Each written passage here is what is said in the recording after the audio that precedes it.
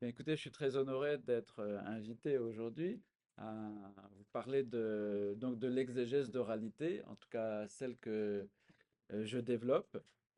L'oralité, comme peut-être vous le savez, est entrée dans la sphère de la recherche scientifique avec une personne éminente que fut un certain père Marcel Jousse, qui a dirigé à l'EPHE, eh bien, un séminaire d'oralité. Des années 30 aux années 60, c'est un homme qui a la culture universelle et qui réfléchissait sur la transmission orale dans toutes les cultures. Comme il était jésuite par ailleurs, évidemment, il avait un intérêt particulier pour l'évangile, mais lui cherchait à comprendre les choses d'un point de vue universel. Il meurt en 1961 et donc il n'est pas particulièrement reconnu de son temps et pas des jésuites en particulier. Et donc ce sont des laïcs qui vont en fait prendre la relève. Et donc on arrive avec une seconde génération de personnes qui s'intéressent à l'oralité.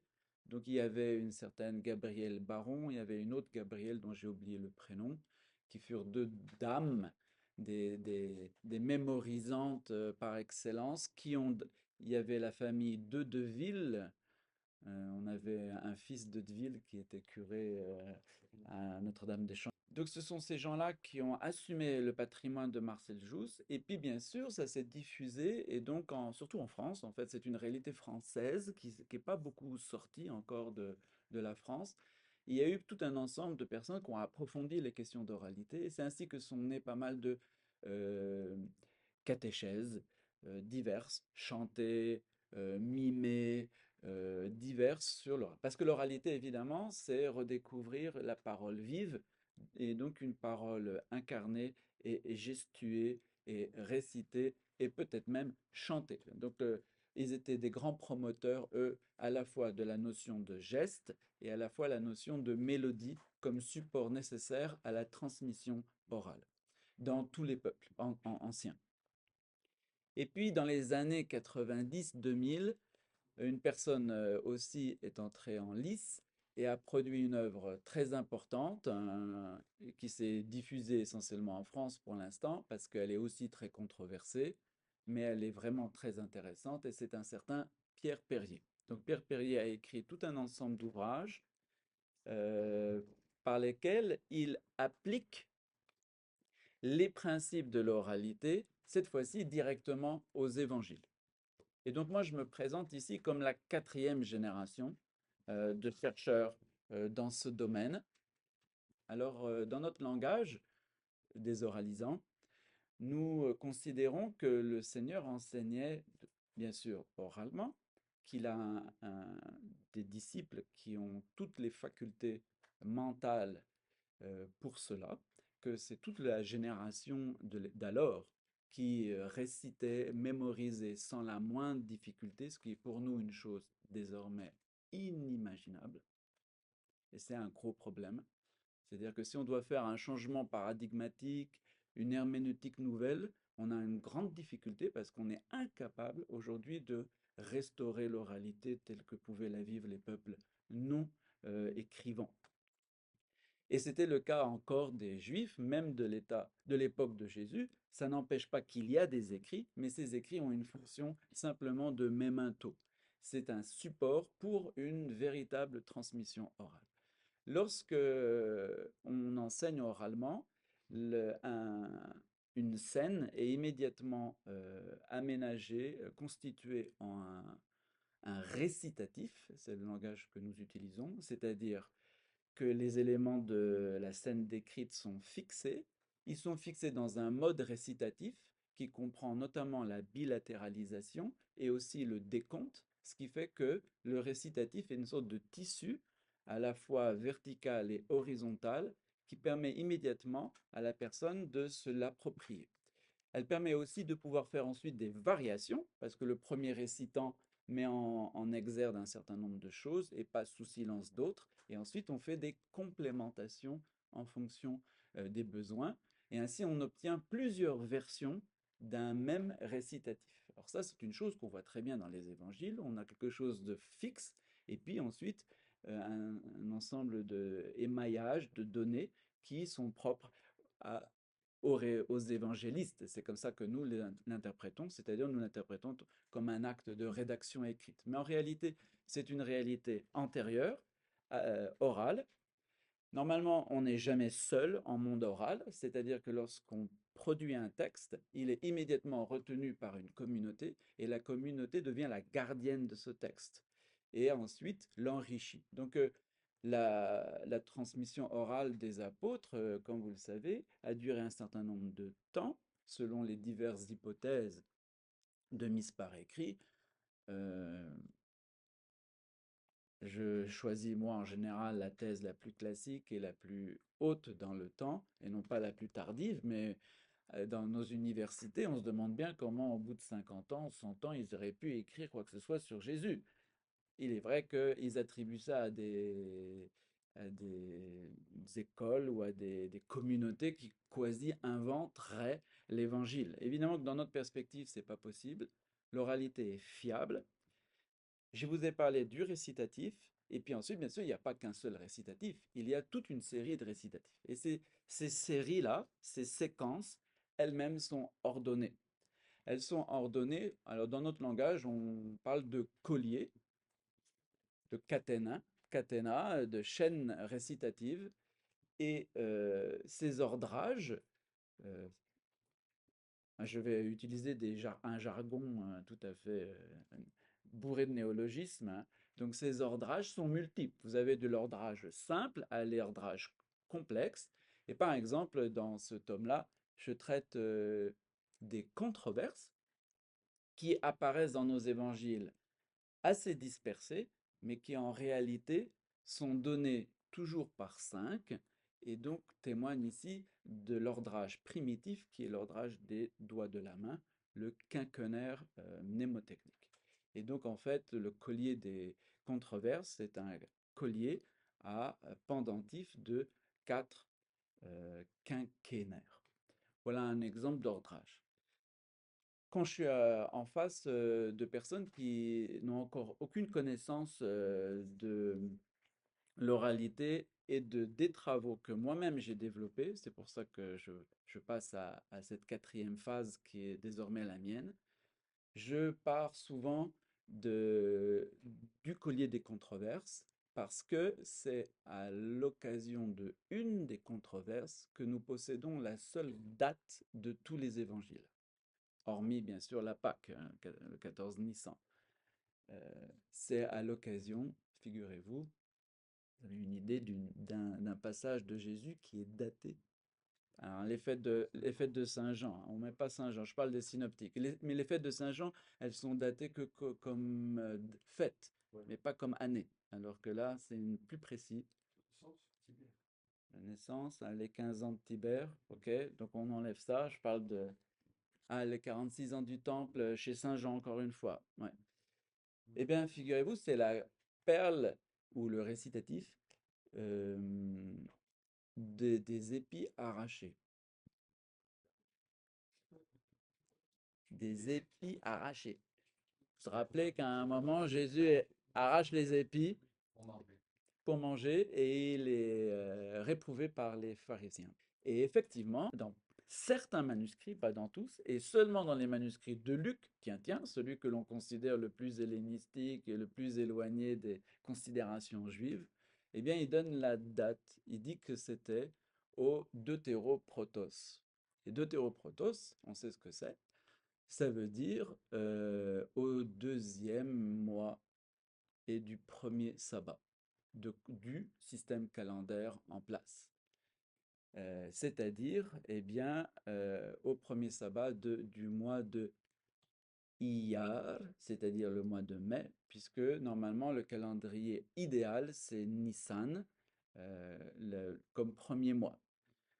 J'ai dit idéal parce que dans la réalité, vous savez comment, qui commence en octobre à Tishri. Tishri étant le mois du commencement de la racine Rash, qui veut dire tête. Et ça, c'est pour des raisons diverses, mais dans le calendrier est idéal. Donc, selon le système mosaïque, le début d'année, c'est pour Nissan. Et c'est donc une date importante. Pourquoi Luc donne cette date? Eh bien, tout simplement parce que c'est le seul endroit dans toute la Bible où il est fait mention du droit de glanure ou de glanage, et dans des conditions bien précises. Et si les pharisiens critiquent Jésus, c'est parce qu'ils considèrent qu'il ne remplit pas les conditions indiquées dans le texte du Lévitique, puisque en Nissan, les Juifs lisent le livre de Lévitique. Donc bah, je vous renvoie à tout ça. Eh bien moi, je vous ai choisi une toute autre période de l'année et une toute autre série. C'est la série que nous, on appelle des petits. C'est la série au cours de laquelle Jésus accueille les enfants. La série dans laquelle il dit aux disciples qu'il faut être les serviteurs, jusqu'à même l'esclave, selon, bien sûr, l'ambiguïté du terme rabd. C'est la série euh, qui donc embrasse la, la dispute des disciples sur la question de savoir qui est grand, et jusqu'à la rencontre avec le jeune homme riche. Alors je vous ai fait juste un petit, quelqu'un peut, juste comme ça pour soutenir l'attention. C'est la série qui comprend des péricopes que vous connaissez bien, que j'ai intitulé La prééminence sur les frères, la dissidence d'avec les frères, le scandale parmi les frères, le divorce d'avec la sœur, les enfants bénis du royaume de Dieu, le jeune homme riche et la richesse du règne des cieux. Cette série-là, elle est donnée dans nos évangiles synoptiques de manière stable, c'est-à-dire qu'elle est donnée telle qu'elle chez Marc, elle est donnée telle qu'elle chez Matthieu, moyennant une petite rupture au milieu. Matthieu a introduit une autre série en plein milieu, mais la série, une fois il quitte son embranchement, il revient sur la même série. En revanche, chez Luc, cette série est éclatée. Parce que Luc a un problème, c'est qu'il doit intégrer un immense patrimoine qui n'était pas compris dans l'évangile de Matthieu, et c'est à cet endroit-là il l'introduit, donc il fait éclater cette série. Mais, par exemple, pour vous montrer comment, même lorsque Luc fait éclater les structures d'origine, il les maintient. Sachez que cette série se trouve chez Marc, chez Matthieu et chez Luc. Donc malgré l'éclatement, c'est un énorme éclatement chez Luc. C'est-à-dire que c'est en fait la moitié de son évangile. Eh bien, juste avant la prééminence sur les frères, savez-vous ce que vous rappelez de ce qu'il y a juste avant qu'ils se disputent pour savoir qui est le plus grand? La deuxième annonce de la Passion. Et vous savez ce qui suit la richesse du royaume des cieux?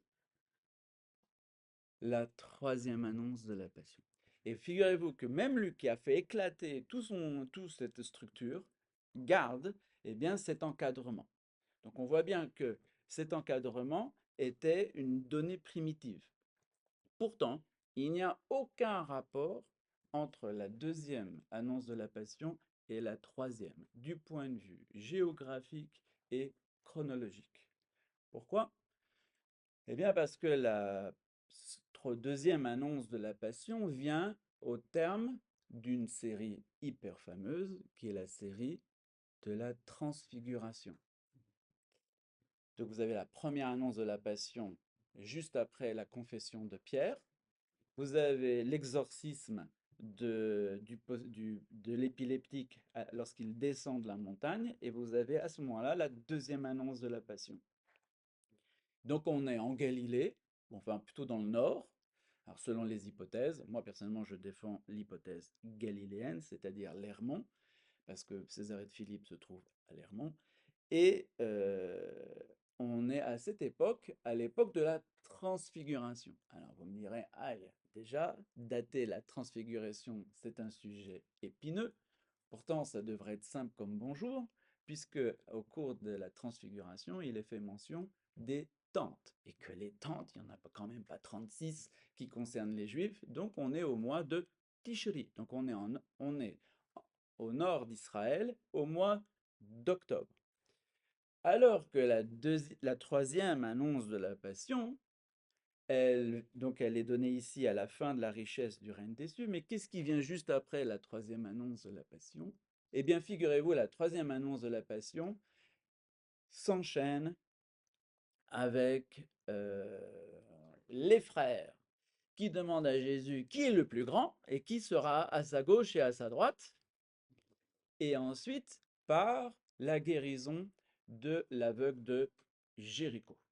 Et donc là, vous êtes où? Bah, vous êtes à Jéricho. Donc vous êtes dans le sud et vous êtes quand, du point de vue du temps, c'est ce qu'on appelle la montée à Jérusalem. Donc vous voyez, on était au nord en octobre, à la deuxième annonce de la Passion. On est dans le sud et on va vers Jérusalem. Donc les annonces de la Passion 2 et 3 n'ont aucun rapport. Et pourtant, elles encadrent ce collier. Et pour tout vous dire, c'est à dessein purement théologique, parce qu'en réalité, c'est plutôt l'inverse. La deuxième annonce de la Passion sert d'introduction au collier des petits, et la troisième annonce de la Passion sert d'introduction au collier de la montée à Jérusalem. Mais pas que les deux annonces de la Passion sont liées au collier des petits. Oui. Sauf que vous notez une chose, alors ça veut dire que dans le schéma martien et mathéen, Luc excepté, puisque Luc a introduit un immense patrimoine, on va directement du collier des petits au collier de la montée à Jérusalem, ce qui implique quoi? Qu'on passe tout de suite du mois d'octobre au mois de mars. Il y a donc, selon la prédication apostolique, ici, un immense vide historique. Et c'est pourquoi Luc y a mis tout son patrimoine. C'est parce qu'il n'y avait rien. C'est maintenant un peu mieux. Donc, ce collier des petits se situe à l'issue du collier de la transfiguration, et donc on se trouve au mois qui suit le mois de Tishri, et le mois qui suit s'appelle le mois de Marquesvan, ou Herkesvan, selon les habitudes, c'est-à-dire le mois de novembre, pour faire simple. Et ici, ce que je voudrais vous montrer en à peine une petite demi-heure, c'est que vous avez un exemple parfait de la manière dont Jésus composait l'évangile. Alors moi, je vais vous expliquer seulement ce que j'appelle l'analyse en amont, c'est-à-dire ce que faisait Jésus. Mais sachez qu'il y en a autant, sinon même le double, sinon le triple, en aval, c'est-à-dire comment ensuite les choses entrent dans les évangiles et ensuite comment même Jésus concevait son enseignement en rapport à plein d'autres choses. Et puis enfin bref. Ce collier est un collier dit septénaire, mais comme je l'ai indiqué, le principe de décompte initial est quinquennaire. Donc en effet, on a ici un exemple parfait, je ne vais pas vous l'expliquer, mais croyez-moi, du passage du quinquennaire au septénaire. C'est-à-dire qu'en fait, les petits, c'est le quinquennaire initial. Être le plus grand, ne pas se fâcher avec ses frères, le scandale entre les frères, le divorce avec la sœur, les enfants. Pouf, c'est le jeune homme et la question de la richesse du royaume à venir qui a été ajoutée. Donc on a ici normalement une rupture par rapport au décompte initial. Mais euh, comme Jésus enseigne chaque année, les enseignements reviennent. Parce qu'en fait, ils sont basés sur la liturgie. Et ce que je voudrais vous montrer, c'est que ce collier des petits est ce qu'on appelle un pécher ou un midrash, à partir de les lectures synagogales. Et en fait, c'est ce que faisait Jésus en permanence. Je vous ai donné l'exemple euh, des épis arrachés.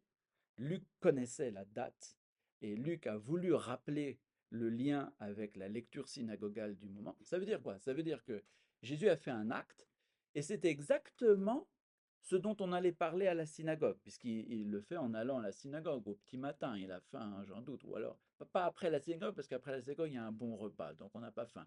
Mais avant la synagogue, au petit matin, on avait peut-être faim. Et donc, on voit que l'acte de Jésus est en fonction de la lecture synagogale.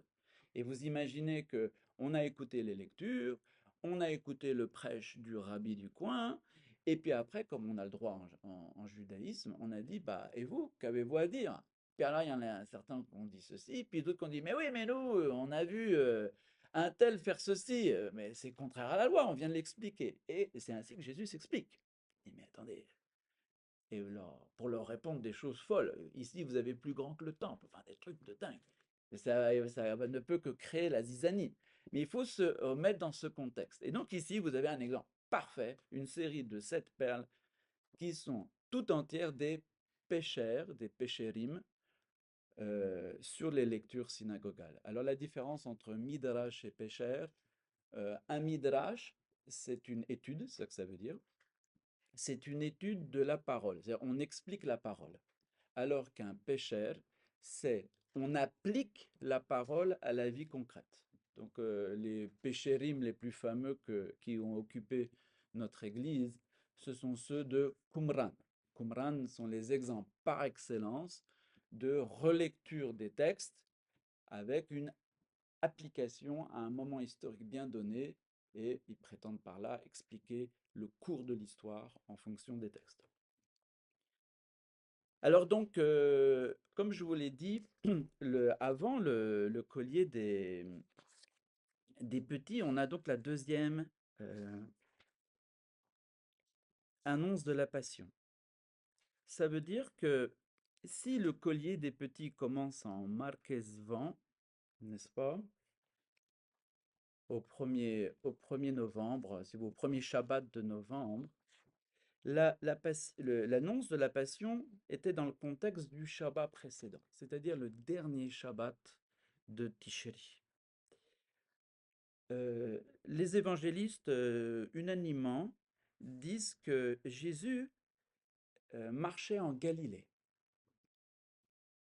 Et il ne voulait pas qu'on sache qu'il y était, parce qu'il va commencer à expliquer à ses disciples que le Fils de l'homme sera livré aux mains des hommes. Et les disciples sont terrorisés. Ils sont tellement terrorisés qu'ils n'arrivent même plus à l'interroger. C'est ce que nous lisons. C'est la version de la deuxième annonce de la Passion.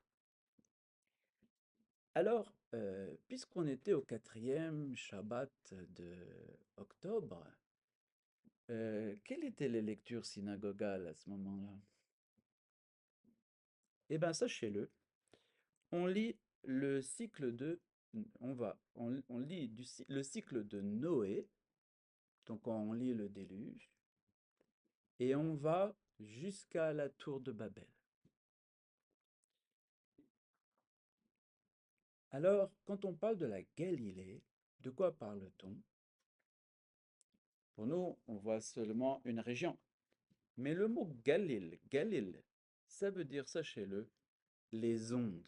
C'est ce qui roule de façon générale. La Galilée, c'est justement le pays de la mer. Et si Jésus pérégrine avec ses disciples en Galilée, évidemment, ils ne peuvent pas ne pas penser à toutes les thématiques du déluge. Ce déluge, c'est l'action par laquelle, autrefois, Dieu a effacé le péché et renouvelé l'humanité pour une nouvelle alliance. Bah pour nous, c'est quoi l'effacement du péché et c'est quoi la nouvelle alliance? C'est évidemment la passion du Fils de l'homme et sa résurrection.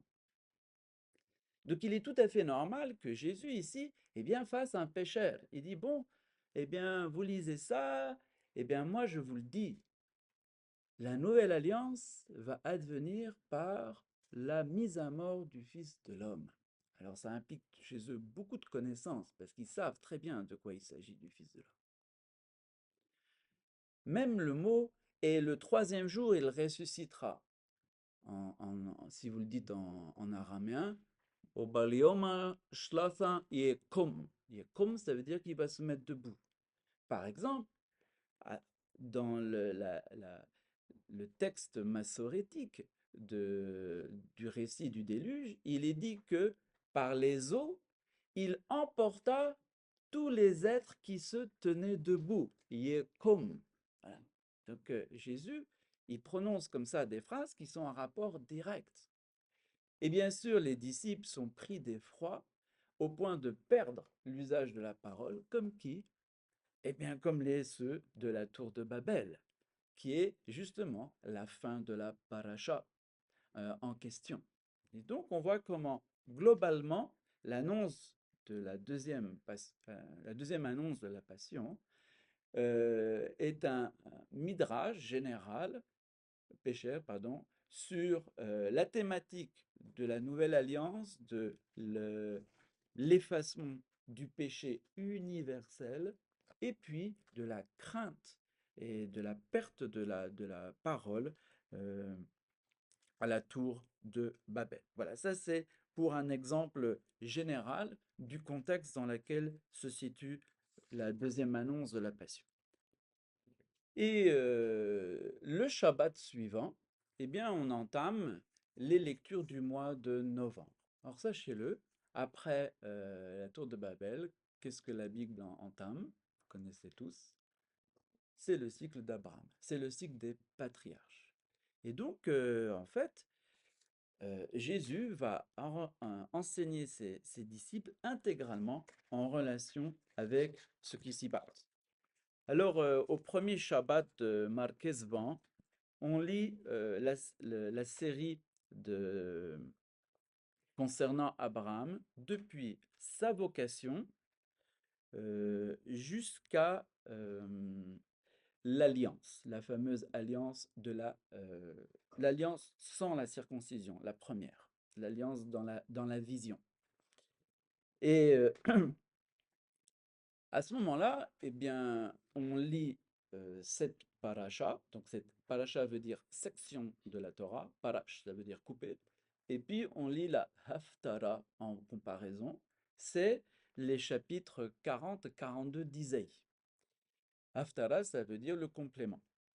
Et donc, j'imagine que lorsque Jésus était à la synagogue, il a dû parler des aventures d'Abraham, mais on voit bien qu'à la sortie de la synagogue, les disciples avaient tout un ensemble de choses dans la tête. Alors vous savez que d'abord, ils rentrent à la maison, et à la maison, c'est à Capharnaüm, et Luc insiste sur le fait que ce qui vient à la tête des disciples, c'est un calcul, une estimation. Et quoi? Quelle est-elle? C'est qui est le plus grand? On a deux versions. On a la version qui est le plus grand entre nous, ou bien qui est le plus grand dans le royaume, en fonction des évangélistes. Et Jésus sait ce qu'il y a dans leur cœur, et donc il va leur enseigner une réalité nouvelle, parce que jusqu'ici, il n'est pas entré encore dans ces considérations-là.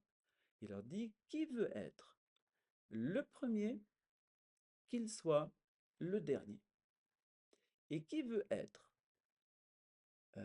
Rabbi, donc, alors ici, le mot est ambigu, parce que Rabbi, ça veut dire grand, mais ça veut dire aussi maître, maître enseignant.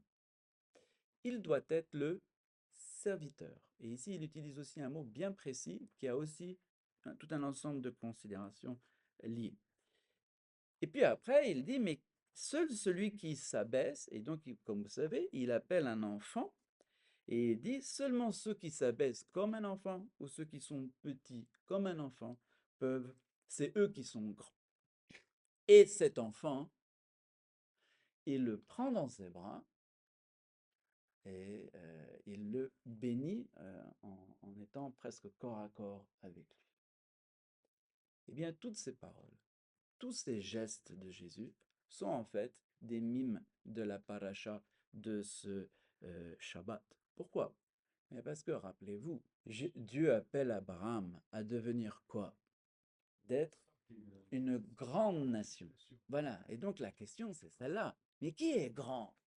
Ah, la question Rab, Rab, parce que c'est comme ça que l'on dit. Alors après, ça sera Ab, Hamon, un père de multitudes. Mais d'abord, il lui dit, suis-moi et je ferai de toi une grande nation et toutes les nations du monde seront bénies par toi. Très bien. Donc vous saisissez tout d'un coup pourquoi les disciples se posent la question de qui est grand. C'est pas simplement une question parce que humainement, chacun de nous veut être le plus grand que les autres, mais c'est parce que c'est le thème pas du dimanche, mais du Shabbat. Et je vous ai dit qu'on lit Isaïe 40 à ce moment-là. Vous connaissez tous la fameuse, le chapitre 40 d'Isaïe. C'est le livre de la consolation. Très bien. Or, ça se passe où la discussion de Jésus avec ses disciples? À Kafar Nahum. Eh oui, autrement dit, ça se passe exactement en complément des fameuses paroles d'Isaïe. Consolez, consolez mon peuple, dit votre Dieu, car en hébreu ça se dit Nahamu, Nahamu. Et c'est exactement ce que Jésus va jouer, à savoir que c'est lui le Nahum, c'est lui le consolateur, au prix de quoi? Eh bien de kafar, la kapara, c'est-à-dire de l'expiation, qu'il vient juste d'annoncer au Shabbat précédent. Et c'était la deuxième fois, mais c'était quasi la première fois pour eux. Autrement dit, ici, la question d'être le plus grand va être posée à l'intérieur du mystère de la rédemption, et une rédemption qui était réalisée par lui comme étant le grand consolateur. Au cours de cette discussion, les évangélistes insistent sur le fait que les disciples se fâchent entre eux et se disputent sur la voie. Ici, vous avez deux références directes. D'abord, le thème de la voie. Bien sûr, dans nos traductions, c'est en chemin, etc. Mais le mot voie est très importante. En hébreu, c'est urcha. Mais en syriaque, c'est urcha. Mais qui est sur la voie, justement? Ben, c'est notre ami Abraham, à qui on lui demande de tout quitter et d'aller marcher jusque une terre promise. Et où s'arrête-t-il avant d'arriver sur la terre promise? Il s'arrête à Horan, qui se dit Horan. Et Horan, ça veut dire la voie. En fait, ça veut dire la ville-rue, la rue qui est faite par la voie du caravansérail. Autrement dit, ici, encore une fois, les apôtres jouent et miment le texte.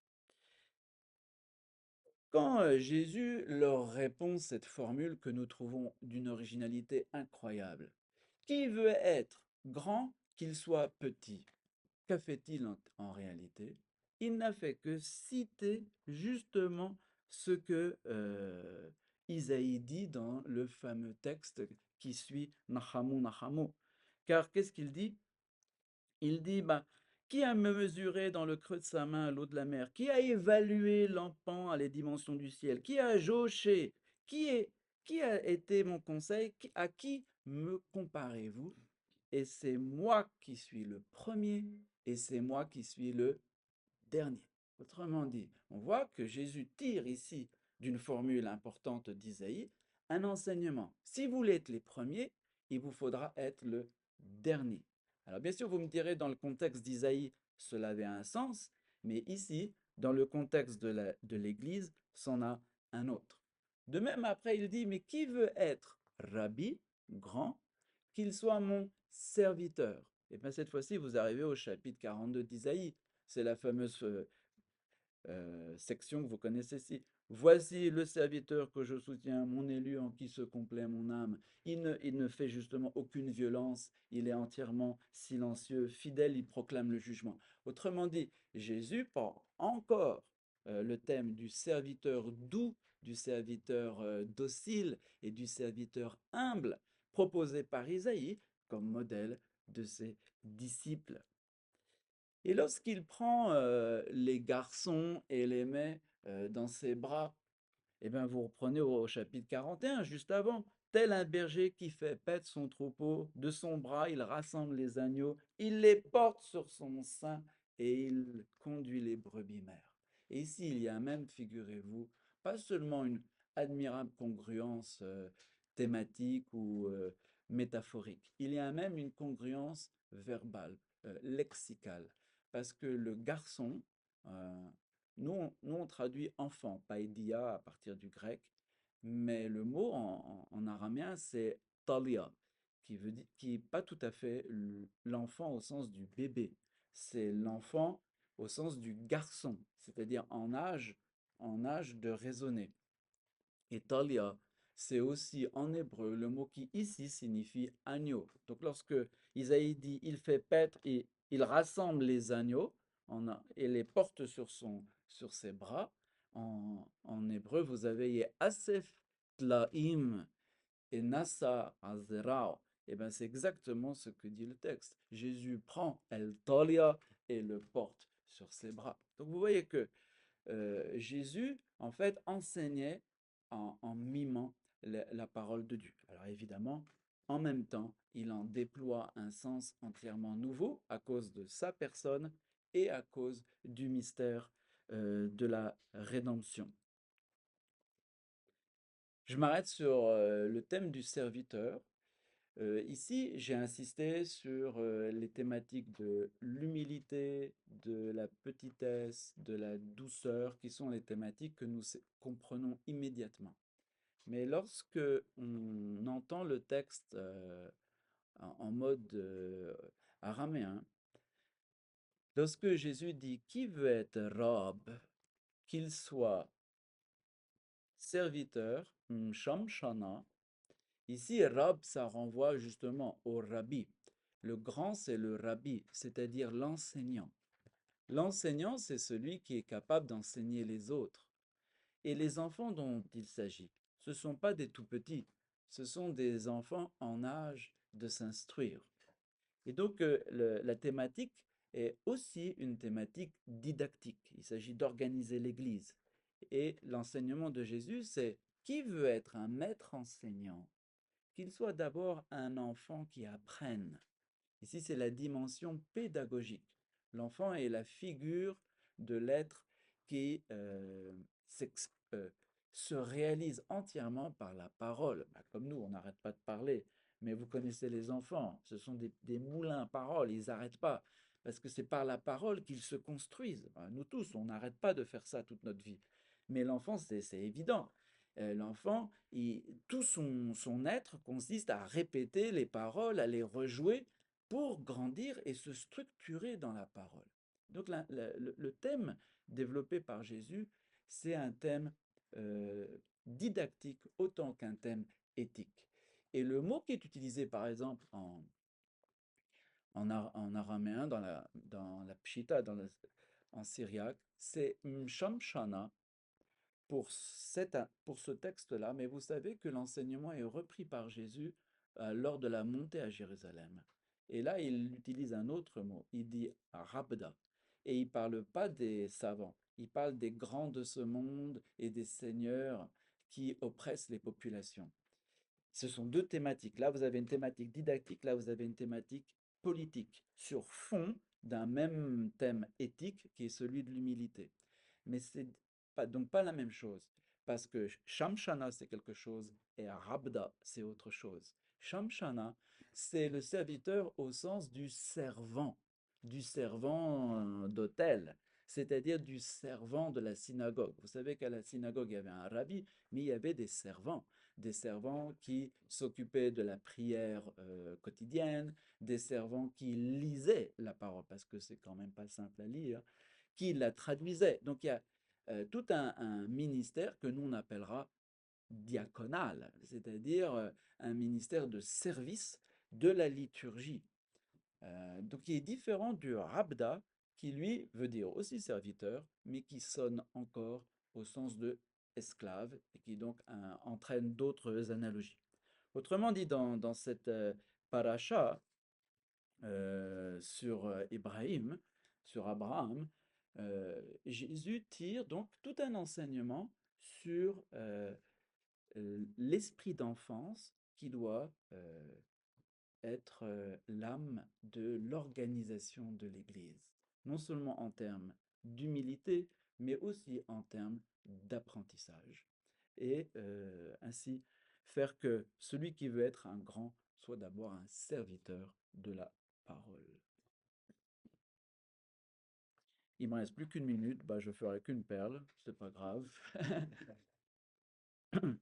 Euh, à peine ayant enseigné cela, effectivement, euh, les disciples continuent à se disputer. Bon. Cette fois-ci, c'est pas eux qui se disputent proprement dit, mais Jean dit très bien, entre nous on doit être des frères, des humbles, tout va bien, mais que se passe-t-il quand il y a quelqu'un qui ne nous suit pas? Nous, on a vu certains qui font des miracles en ton nom, mais ils ne viennent pas après nous, parce qu'ils ne s'attachent pas à nous. Alors Jésus leur dit, premièrement, laissez-les faire, parce que de sitôt, qui fait une action de puissance, un miracle, ne peut pas dire du mal de moi. Mais moi, je vous le dis de toute façon, si quelqu'un vous sert un simple verre d'eau, son salaire ne sera pas oublié.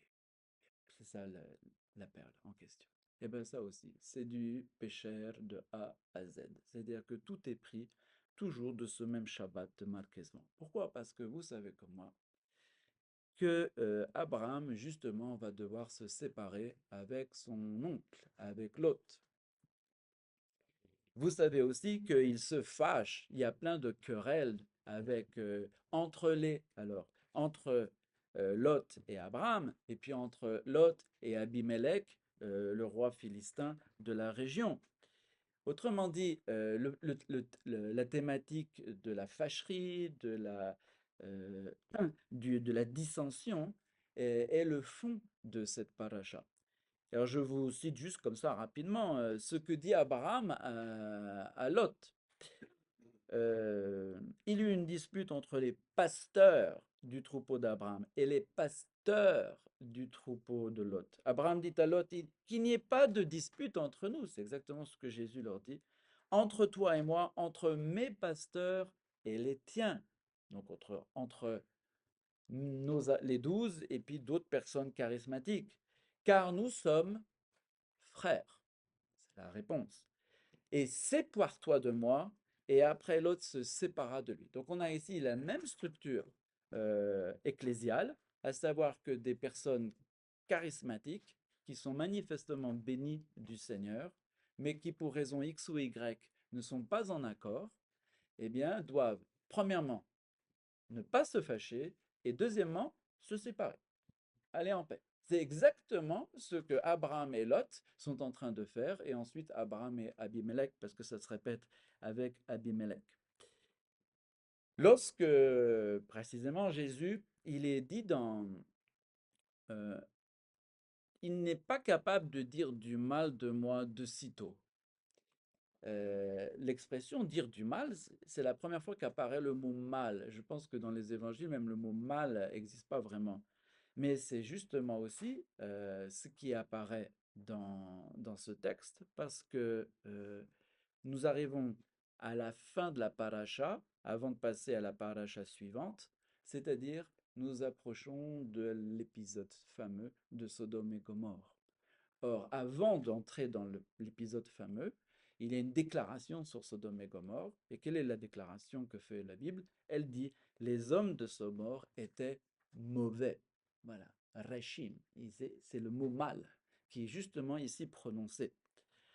Jésus, vous savez, leur dit que la moindre personne qui donnera un verre d'eau au prédicateur recevra salaire de la part de Dieu.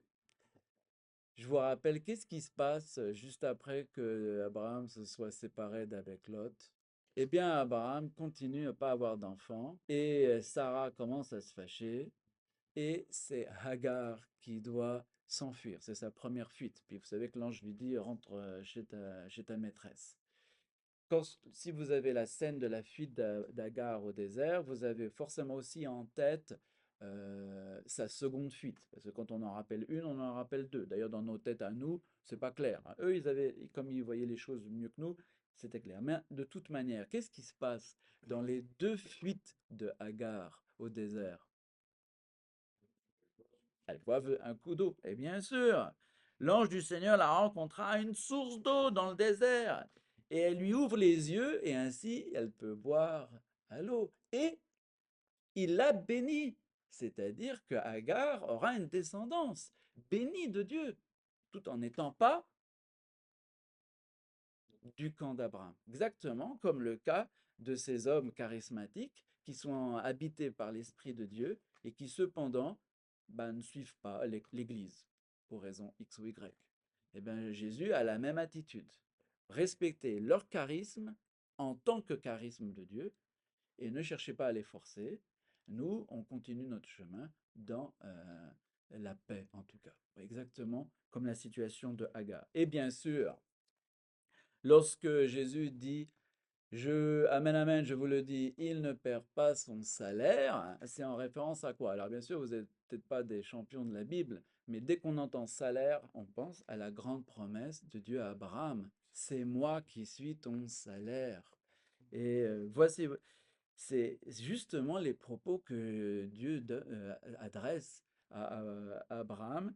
Et comme on est encore dans la encore dans la Haftara d'Isaïe, sur le livre de la consolation, lorsqu'il dit consolez-vous, consolez-vous, voici que Dieu vient, il ajoute en disant voici votre Dieu, voici le Seigneur qui vient avec puissance, son bras assure son autorité, voici qu'il porte avec lui sa récompense et son salaire avec lui.